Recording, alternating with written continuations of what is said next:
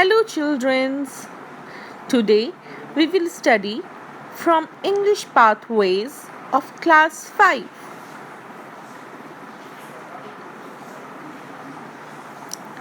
And the chapter name is The Book of Nature, Chapter 4, Part 1. Chapter का नाम है The Book of Nature, Chapter 4, Part 1. You know, children, whose picture is this? Guess. This is a picture of Jawaharlal Nehru. Do you know, children, who was Jawaharlal Nehru? Jawaharlal Nehru was a great freedom fighter and was the first Prime Minister of India. Jawaharlal Nehru एक बहुत बड़े महान स्वतंत्र सेनानी थे और भारत के पहले प्रधानमंत्री थे. He was very good writer as well. वो बहुत ही अच्छे लेखक भी थे. During the late 1920s, he wrote a series of letters to his young daughter Indira to share his ideas, thoughts and knowledge. 1920 में उन्होंने बहुत सारे लेटर्स लिखे थे बैक टू बैक अपनी छोटी बेटी इंदिरा को अपने आइडियाज़, अपने नॉलेज शेयर करने के लिए. These letters were later compiled into a book titled Letters from a Daughter, titled Letters from a Father to His Daughter. ये सारी जो इतने उन्होंने बहुत सारे पत्र लिखे थे, वो सारे पत्र जो है वो एक बुक में कन्वर्ट कर दिया गया और नाम रख दिया गया letters from a father to his daughter, the book of nature. उसमें बहुत सारे सीरीज़ थे. उनमें से आज हम उनमें से एक चैप्टर पढ़ेंगे. उन्होंने जो लेटर्स, उनका जो बुक कंपाइल कर दिया गया था, उन्हीं में से एक उनके बुक का नाम रखा गया था letters from a father to his daughter. उसी बुक में से ये एक चैप्टर है The Book of Nature. So, children, let's get started. The Book of Nature, Lesson 4. When you and I are together, you often ask me questions about many things, and I try to answer them all.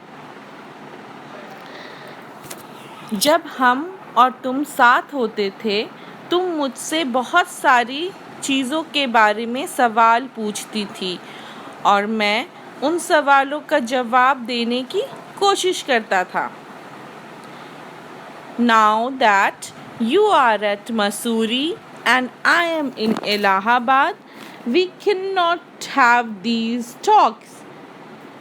और मैं उन सवालों का जवाब देने की कोशिश करता था. अब ऐसा है, तुम मसूरी में हो और मैं इलाहाबाद में हूँ, तो हम लोग बात नहीं कर सकते.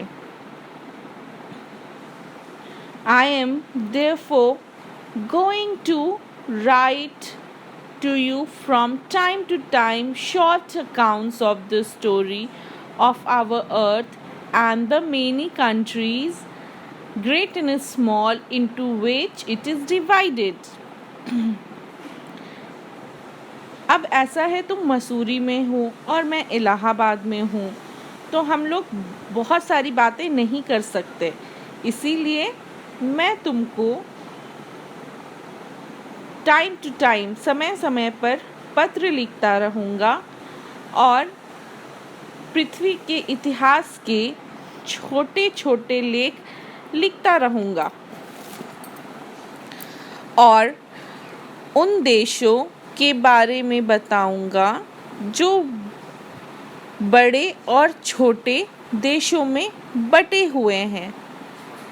किन देशों में के बारे में जवाहरलाल नेहरू अपनी डॉटर को बताएंगे? उन देशों के बारे में बताएंगे जो बड़े और छोटे देशों में बटे हुए हैं. इन सब देशों के बारे में मैं बताऊंगा. जवाहरलाल नेहरू अपनी डॉटर से कहते हैं.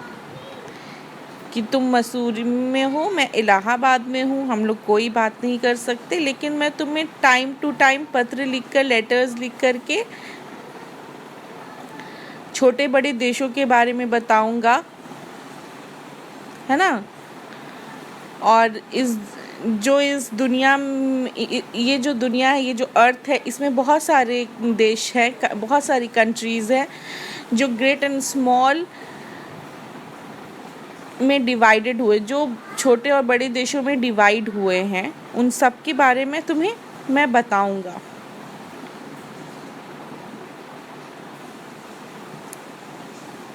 So childrens, we will go and read to our next paragraph.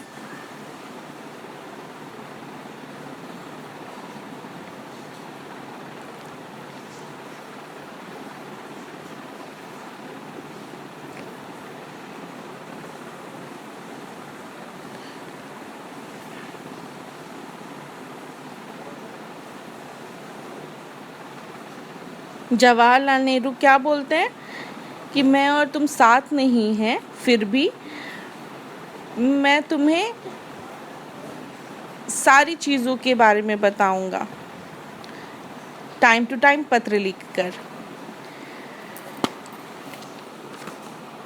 You have read a little about English history and Indian history.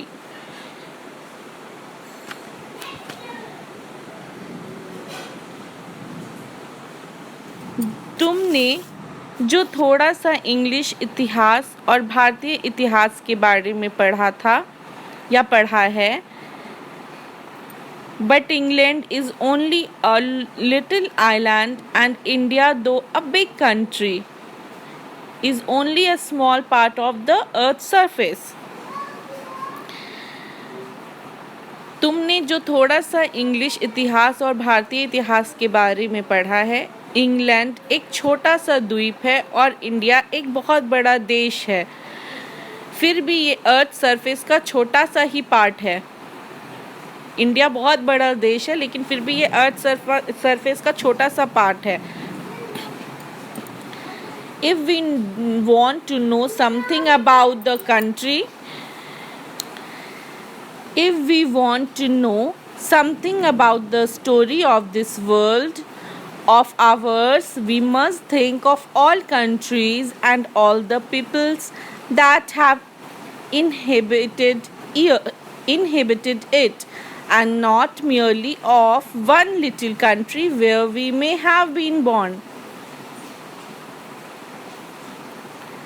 फिर भी ये अर्थ, उन्होंने क्या बोला, इंडिया एक बहुत बड़ा देश है, लेकिन फिर भी ये अर्थ सरफेस का बहुत छोटा सा पार्ट है। अगर हम चाहते हैं हमारे इस विश्व के बारे में जानना, तो हमको सभी देशों और उनके लोगों, उन देशों में रहने वाले लोगों के बारे में सोचना चाहिए। हमें केवल एक कंट्री के बारे में नहीं सोचना चाहिए जहां हम लोग जन्म लिए हैं, हमें सभी देशों के बारे में सोचना चाहिए।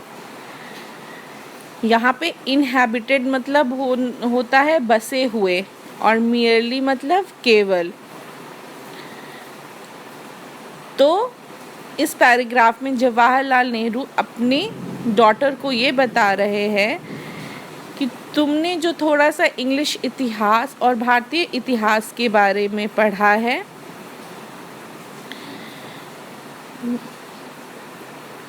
इंग्लैंड एक छोटा सा द्वीप है और इंडिया एक बहुत बड़ा देश, फिर भी ये अर्थ सरफेस का छोटा सा पार्ट है।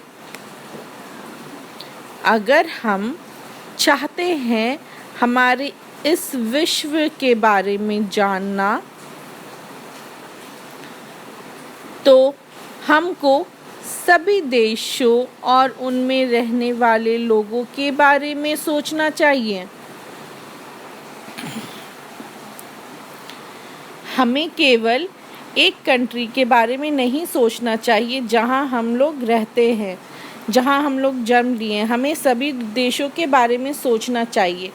I am afraid I can only tell you a very little in these letters of mine, but that time I hope will interest you and make you think of the world as a whole and of other people in it is our brothers and sisters.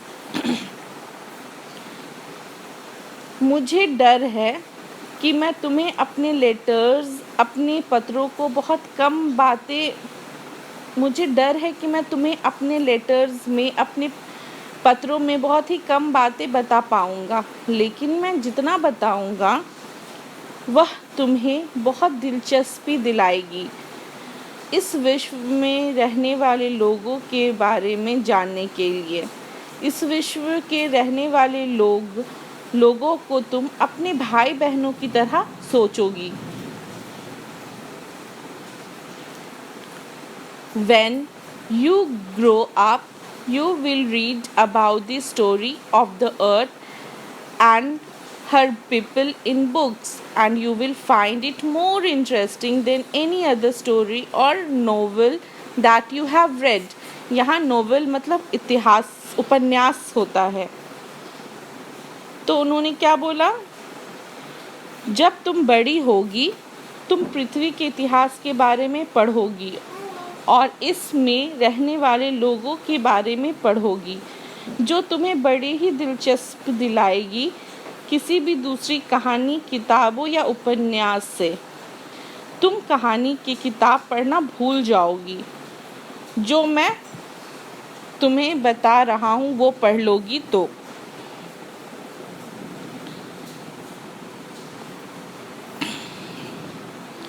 You know, of course, that our earth is very, very old, millions and millions of years old. तुम ये अवश्य जानती हो हमारा पृथ्वी लाखों लाख वर्ष पुराना है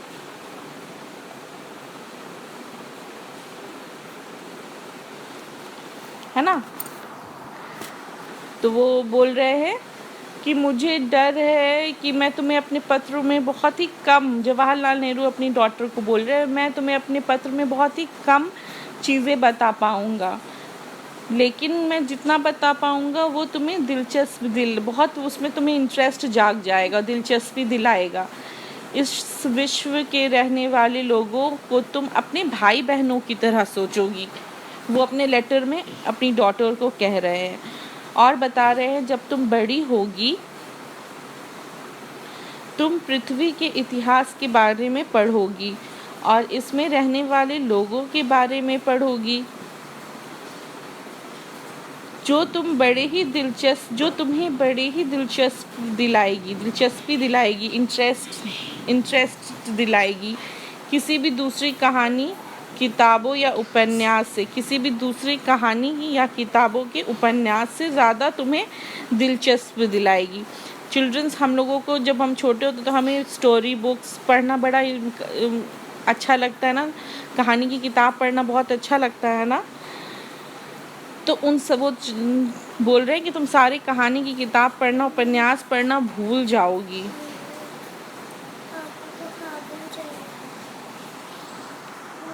किसी भी दूसरी कहानी की किताब या उपन्यास से तुम्हें ज़्यादा ये कहानी जो मैं तुम्हें बता रहा हूँ ये तुम्हें दिलचस्पी दिलाएगी,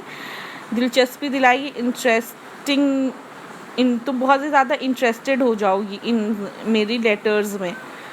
तुम कहानी की किताबें पढ़ना भूल जाओगी। वो बोलते तुम कहानी की किताब बिल्कुल पढ़ना भूल जाओगी, जो मैं तुम्हें बता रहा हूँ वह पढ़ लोगी तो।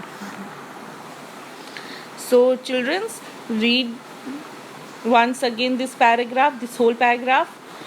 You have read a little about English history and Indian history, but England is only a little island and India, though a big country, is only a small part of the earth's surface.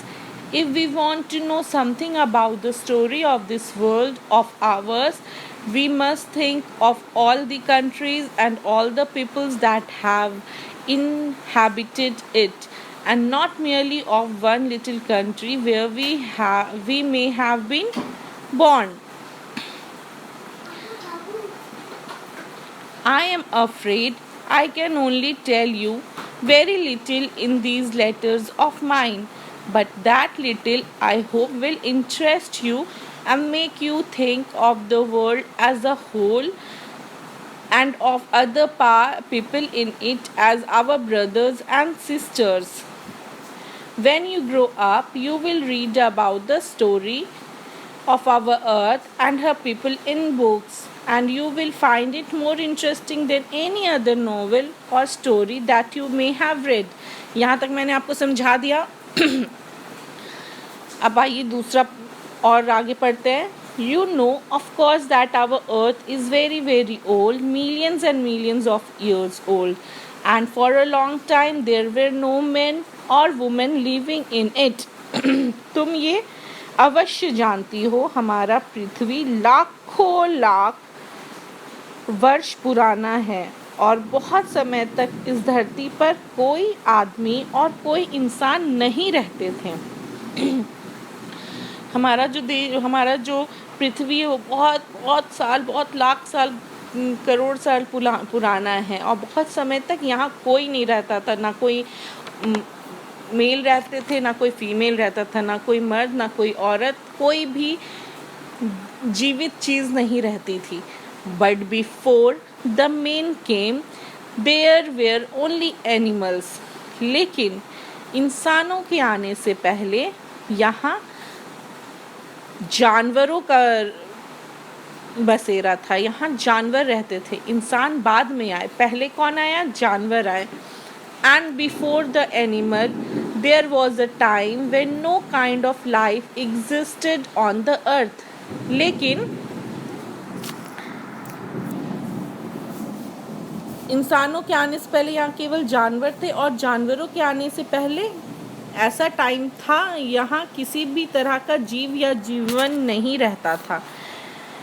ये अनुमान लगाना बहुत मुश्किल होगा आज के समय में इस पृथ्वी पर इंसान और जानवर जो भरे पड़े हैं. एक ऐसा भी समय था जब ये पृथ्वी बिल्कुल सूनी थी, जहाँ कुछ भी नहीं था. लेकिन वैज्ञानिक जिन्होंने